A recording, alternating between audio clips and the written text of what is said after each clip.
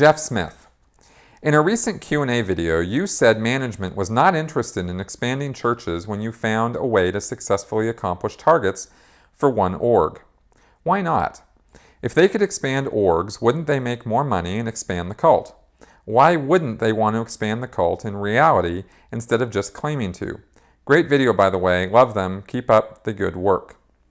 What I meant when I said that they weren't interested in expanding Scientology is that the bureaucracy of management is more interested in being a bureaucracy and towing the party line than it is in getting the job done.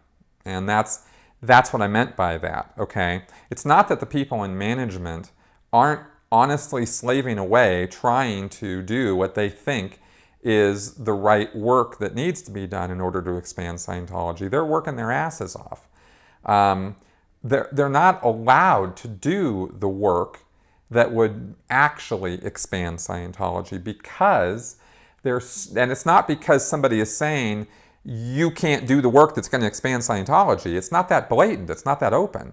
Instead, they're focused on emergencies that don't matter at all. They're focused on work that needs to be done because David Miscavige says it has to be done, and it's busy work. It doesn't result in anything. And the reason for that is because David Miscavige has got to be one of the worst executives or managers who's ever walked the earth.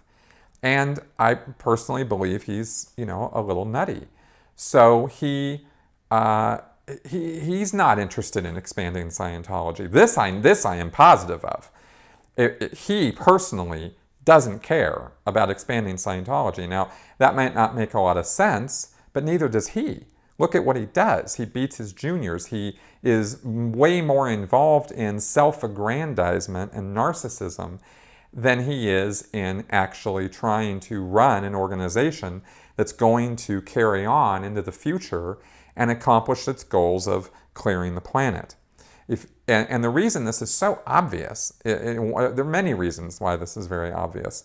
If David Miscavige truly believed in Scientology and truly wanted to expand it and get more members, he wouldn't be doing any of the stuff that he's doing.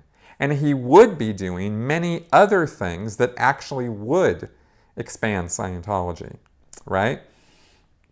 I mean, this is not rocket science. Running an organization is not, like there's thousands of people who do this. They have businesses, they expand their businesses, they're successful, right? There's ways to do this. And when you have a service organization that has been built up over decades, as Miscavige did when he got, the reins in the early 1980s, even with that splintering and factioning that happened, even with that level of incompetence and mismanagement that caused that kind of splintering, they still managed to keep the boat, afloat and going, only to have Miscavige then spend the next 25 years from 1990 forward, let's say, just crashing and crashing and crashing this thing against the rocks over and over again. And at this point, it is sinking. It's sinking under the water. It's almost all the way under the water as far as I'm concerned. So they're not bailing water. They're not like doing the things you would do to get that ship going again.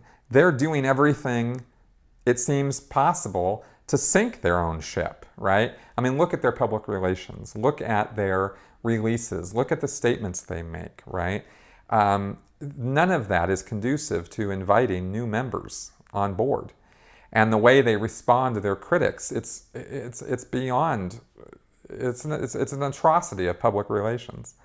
So, and beyond just the public relations aspect of it, the management, of Scientology are kept in this hamster wheel of useless motions, They have programs, Let me give you one example, You get a program. It's a series of steps that are supposed to get done in order to accomplish a specific purpose. And in this case, let's say you have a program that's supposed to build up the public divisions. It's supposed to get the new public in, But here's what happens. is the program goes to, let's say, the Denver Church of Scientology, and the public executive secretary who's over the new public coming in gets this program, and he's supposed to do these steps.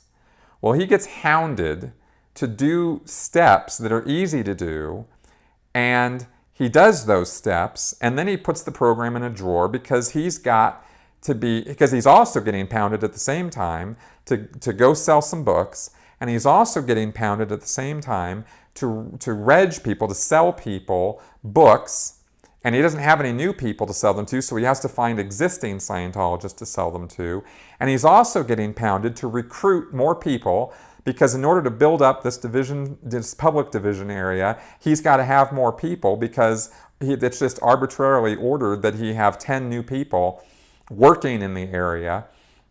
So now he's supposed to go recruit people from a recruit pool or personnel pool that doesn't exist. And this goes round and round and round all day long.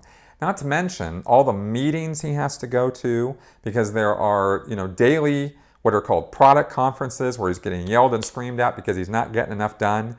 And then he's got to have meetings with his juniors. And then there's the weekly staff meeting. I mean, it just goes on and on and on. And so the actual time this man has to actually do the work that would result in new people coming in is at most an hour a day. That's how it kind of works out, right? When you get down to the brass tacks of the efficiency of Scientology staff.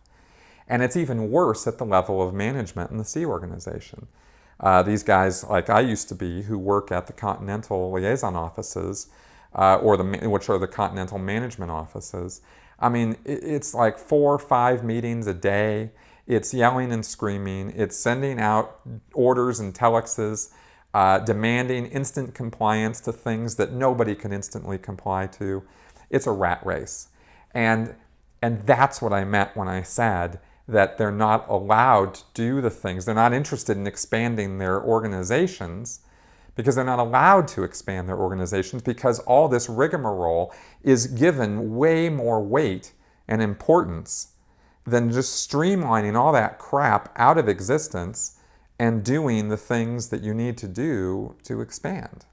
So I hope that makes sense. I'm trying to condense years of experience and information into a very short answer here. I could talk about this for a really long time. A lot of these procedures and meetings and nonsense and yelling and running around comes from L. Ron Hubbard, and it's exacerbated by David Miscavige, right? Through all these policies and things that Hubbard said on how you're supposed to run organizations. Most of these policies just get in your way. They don't actually make the organization expand, they keep it from expanding.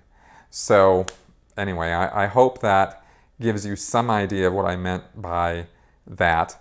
And it took me years of living in this world of nonsense and then getting out and doing something away from that, just determining I was going to go do something, and I did it, and I pulled something off, and then I went back thinking, okay, we're going to do this.